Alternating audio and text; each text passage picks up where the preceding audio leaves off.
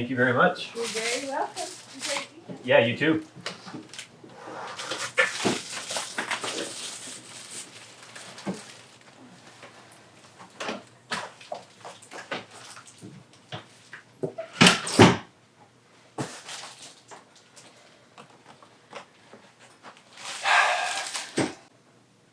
Do you want to see a paragon of patience and preternatural delayed gratification? You're looking at him. In this box is something I've been waiting for almost 11 months and dreaming, planning, and scheming about for much longer than that. This is the culmination of hopes, dreams, federal COVID pandemic stimulus payments, tax returns, ferreted away money. It's finally here.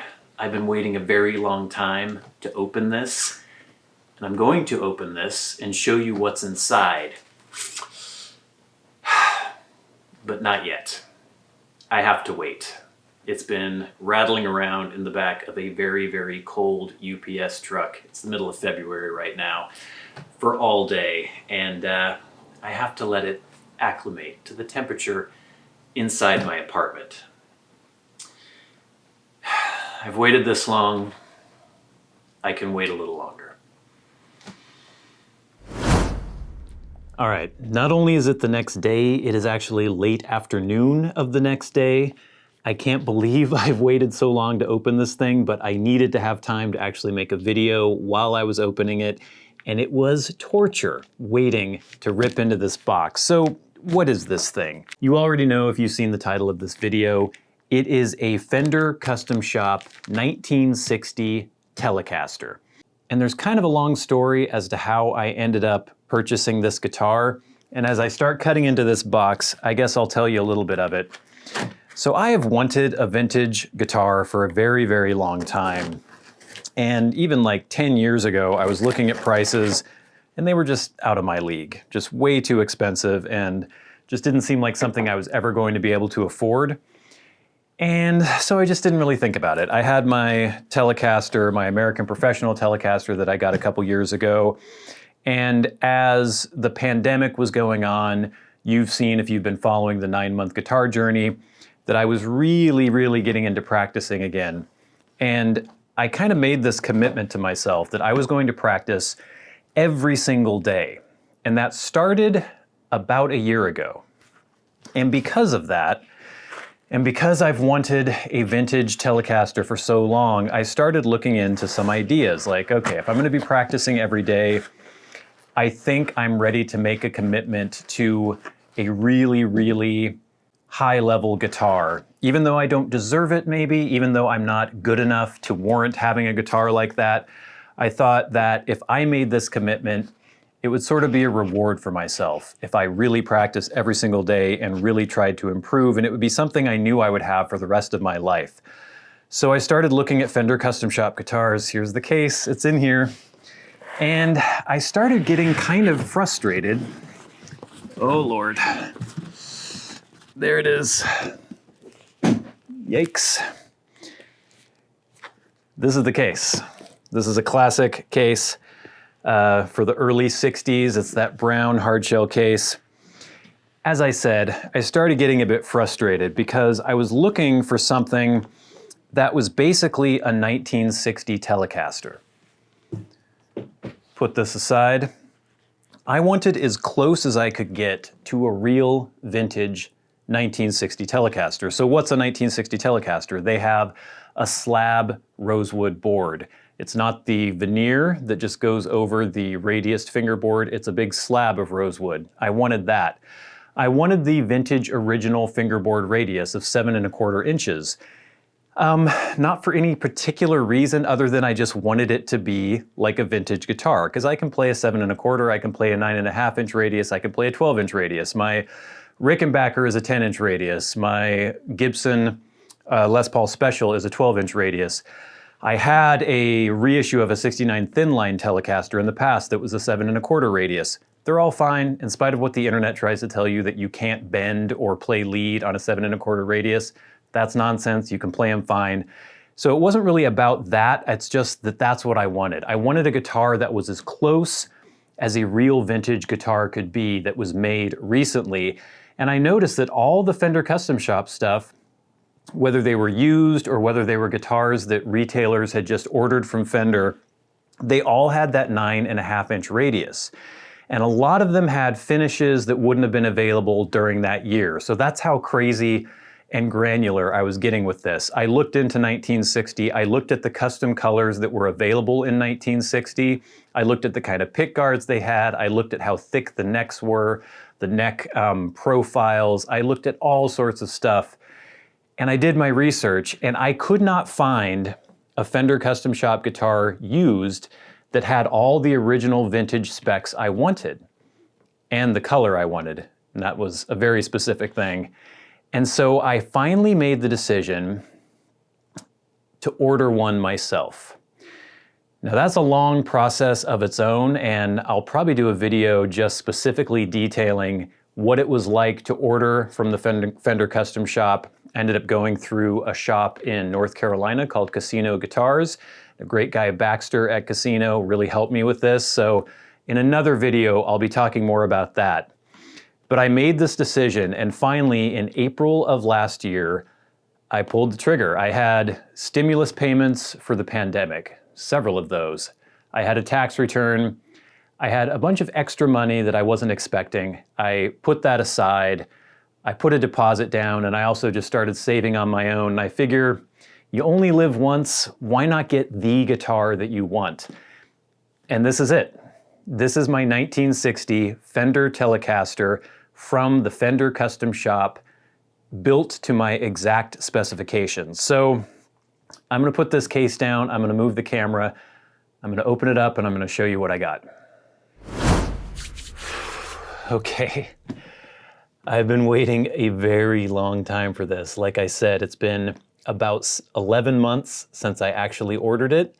And I had been thinking about it and just agonizing over it for months and months before that. So this is the culmination of a lot of time and a lot of thought and a lot of effort. So let's get it open. I want to take this off the case. This is really crazy. It still feels kind of surreal that I'm sitting here right now with this guitar that I custom ordered from Fender. Oh boy. Okay, let's put this aside. Let's see.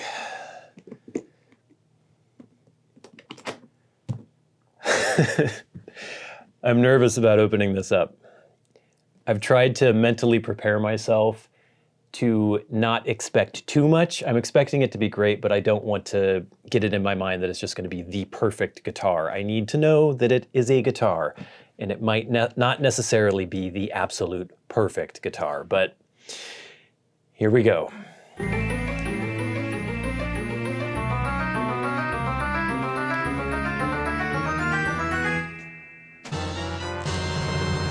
Oh boy. Oh wow. There it is. This is my reissue made by the Fender Custom Shop of a 1960 Fender Telecaster with Sherwood green metallic nitro finish, a beautiful rosewood slab fingerboard. I'm gonna try to put the case aside, or maybe I should put the guitar aside first and take a look at what's in the case. Save the best for last, but let me just pick this up for a minute. Ooh, it's light. It feels nice and light. I paid extra for them to sort for lightweight wood. Oh my God, it smells amazing too. Look at that. Okay, let's put the guitar aside and let's look at what we've got in the case. Okay, so first of all, Baxter at Casino Guitars included a Casino Guitar t-shirt for me. Very nice, thank you, Baxter. Inside the case, The one thing that I was kind of disappointed about was the fact that they no longer make the really, really vintage correct hard cases. They still have the outer brown Tolex, which is period correct, but the inside is this more kind of poodle plush color or kind of fabric. And before it was like not as plush as this, and the configuration of the case was a little bit different. I guess this is supposed to be more secure, a little bit more protective, but whatever, it's fine. Still made by G&G, who made the original cases back in the 50s and 60s. If we open this up, we have inside a Fender Custom Shop leather strap, which actually seems to be pretty nice quality strap. So not bad. I mean, for what you pay for these things, you should get a nice strap. We have a little thing from Casino Guitars. I'm not sure what this is. Let's take a look. I don't want to rip things up.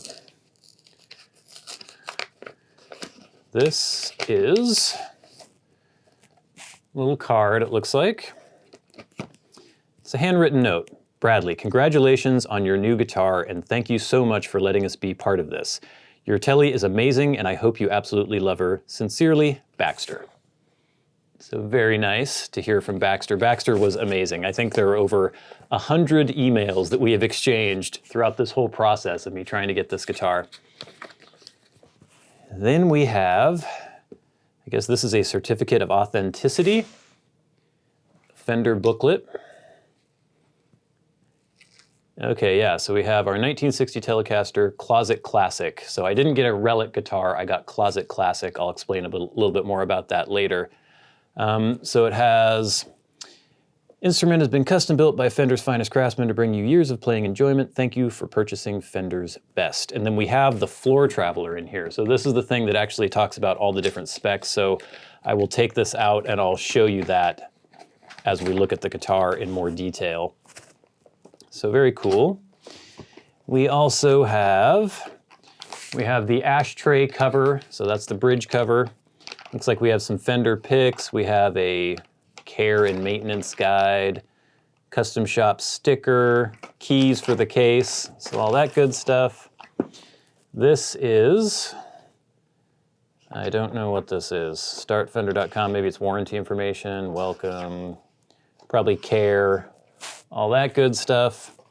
And then, oops, it got a little bent. We have a 2022 custom guitar design guide. So I used the 2021 version of this when I was configuring this guitar, and if you are into guitars, especially if you're into vintage Fender guitars, looking through this is the proverbial kid in a candy store sort of situation. It's amazing to look through this thing and you can see all the finishes, all the pickups, all the different kinds of fret wire, the neck profiles, the relicking, anything you could want with the base models.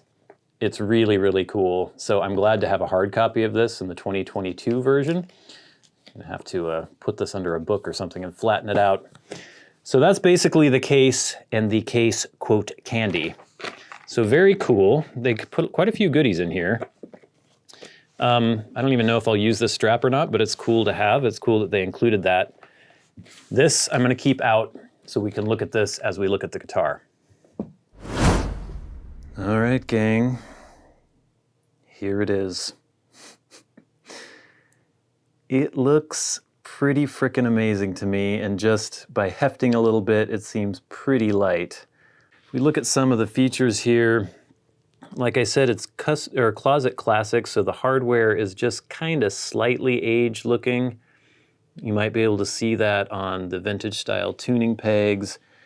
If we look at the bridge, just a little bit of aging, and on those saddles, but nothing major at all. And looking at the finish here, this is a Sherwood green metallic, and I'm not noticing really any checking. There might be just the slightest bit. It's kind of hard to tell, but there shouldn't be too much if there is any at all. I think I see a little bit of checking kind of on this area here, the side of the body. Actually, maybe there's a little bit on the back. It's kind of hard to tell. I mean, it's really fine, not much. And this is what I wanted. I wanted a relicking that wasn't really a relicking. I just wanted the guitar to seem a bit older, but not to have any wear on it. I wanted to put any wear on, that appears on it myself. The neck too is just lacquered. It doesn't have it all worn off the back like so many of those custom shop ones do, but it's not sticky or anything. It feels totally great. And if I end up wearing it off the back, I will wear it off the back. But I don't know. I don't have like super astringent sweat or skin. It seems like some people just eat into guitar finishes, and I'm not one of those people. So like I said, this is Sherwood Green. This is an alder body 2-piece. It was sorted for lightweight. And if we get in there, I can kind of even see, I don't know if the camera will pick this up or not, but I can see the grain through the finish, just barely. So it's a really lightly applied finish, nitro, and it had the same kind of filler and everything based on the year that the guitar is made, so they try to be really, really specific about that. Yeah, can you see that on the back? There's definitely some checking patterns there in certain light. The neck, I put kind of a medium tint on it.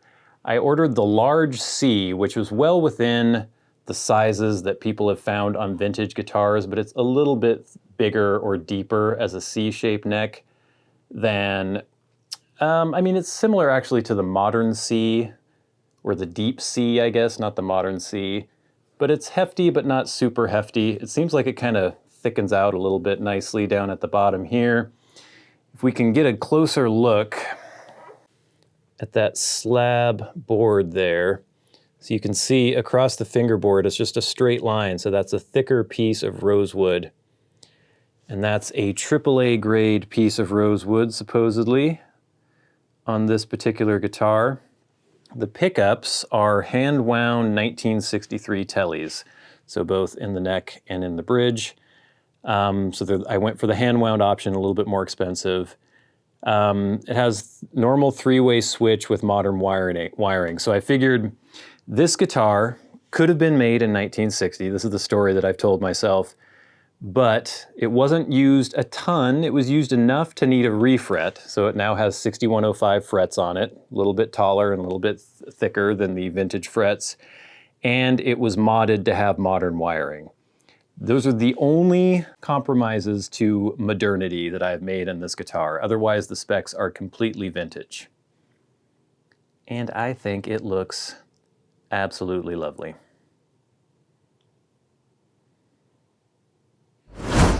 All right, gang, here it is. I've tuned it up. It feels great already. I'm not sure.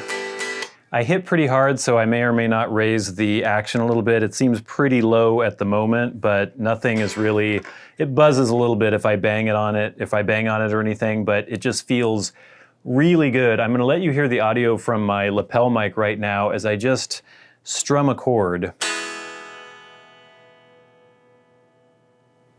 It rings really well.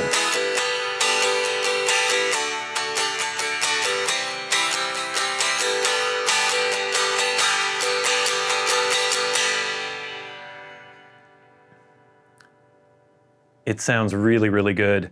One thing that I often do with guitars, and I don't know if I'm the only person who does this or if I'm a maniac, but I will put the guitar neck to my ear.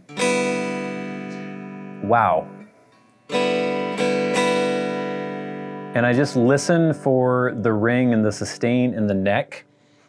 I don't know if that actually means anything, but to me, I seem to equate one that it just, if I can hear a really amplified sound in the neck as I put my ear there, then to me it feels like a good guitar. I've got that on this Tele, I've got it on my Les Paul Special, my, I don't know if you can see it here, but my Martin Acoustic, like the necks, they just ring. So this is this guitar. It's plugged in now.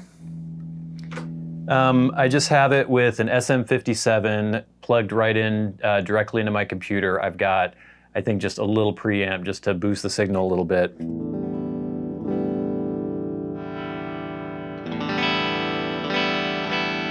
This is the bridge pickup with the tone on full.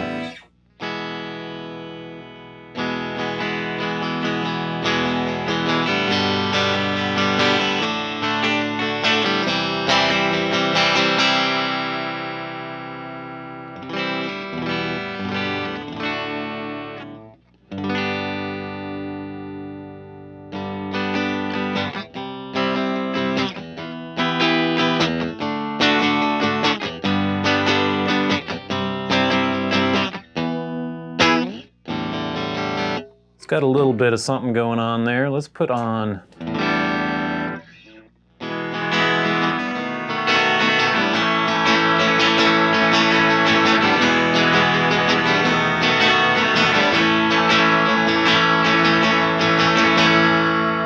Just a little bit of slap back. You can hear it. It can do that country thing, I think.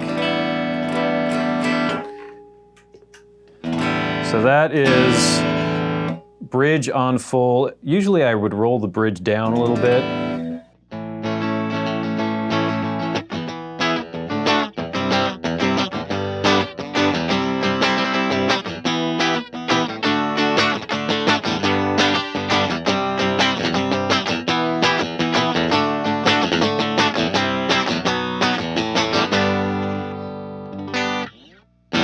So that's just the bridge. Middle position.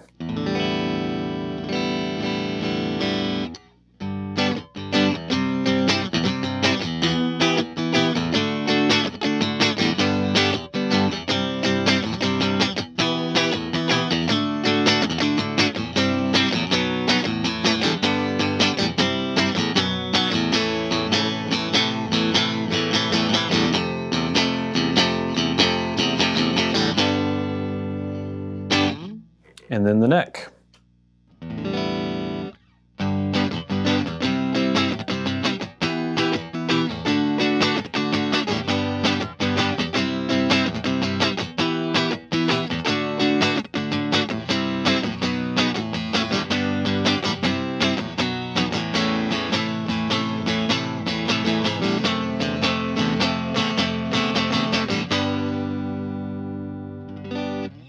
If we roll the tone all the way off,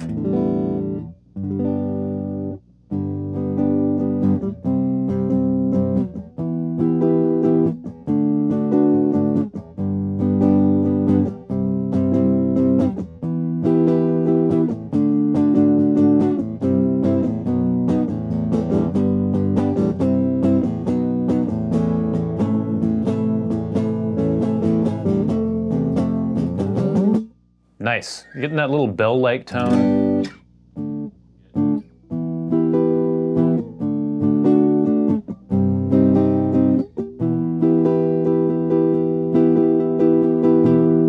Feels really smooth and mellow. Comparing it to my old American Pro that I had, I don't know, this seems a little bit smoother, a little bit more mellow, maybe not quite as much bite as those pickups. If we go back to the bridge and throw on some overdrive.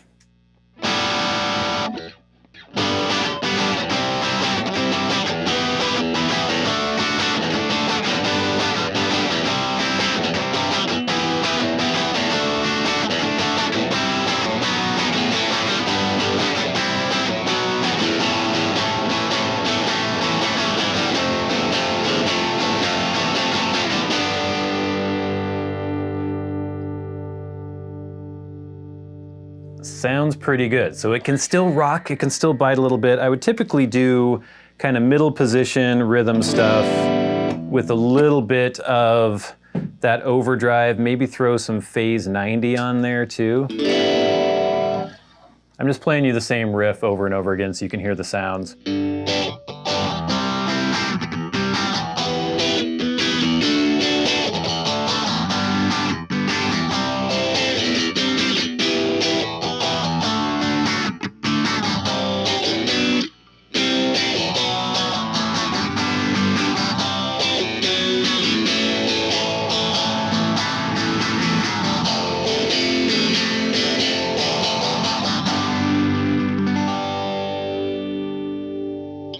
Now, how does it take fuzz?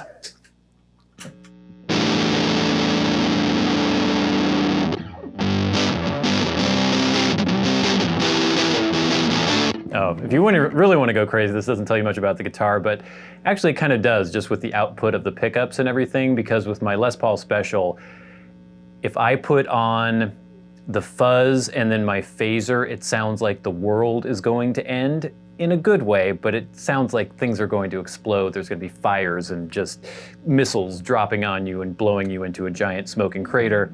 With this, I'm not expecting that because I don't think the output of these pickups is as high, but we have the fuzz, we have the phaser.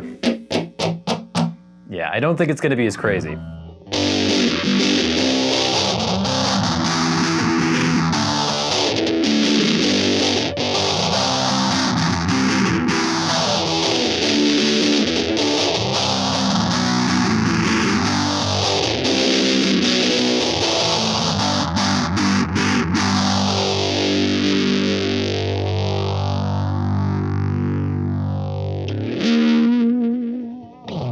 Yeah, definitely not as crazy as my Les Paul Special is when I have the fuzz going, but I think I kind of like that. I like having a more mellow, vintage sounding guitar, and that's basically exactly what I was going for, was a 1960 Fender Telecaster. This is not a 1960 Fender Telecaster. It is, God, maybe a tenth of the price of a 1960 Fender Telecaster. They have gone up a lot, these custom shop guitars. I locked in my price about a year ago when I first ordered this, but I know they keep going up, and with some of the extra options I got, you know, you can have your base model, but then I got the hand-wound pickups. I did some stuff with light sorting for lightweight, so that would have added quite a bit more to the guitar, but I was able to get a really great deal also through Casino Guitars. I'm just really glad I did this when I did it. I am super happy with this guitar so far. I mean, obviously I just got it. I really need to play it a lot and just see how I get along with it. But I can tell there's something to this guitar. I feel something when I pick up this guitar, and when I start to play it, the neck just seems like it was made for me. I'm really happy about that because I picked that large C, and I was hoping that it would feel the way that this neck actually feels. I'm really happy. I can't believe I'm actually holding it right now and playing it. I think it's absolutely gorgeous. And that's it. This is my Fender Custom Shop 1960 Fender Telecaster reissue guitar in Sherwood Green Metallic. I can't believe it's here.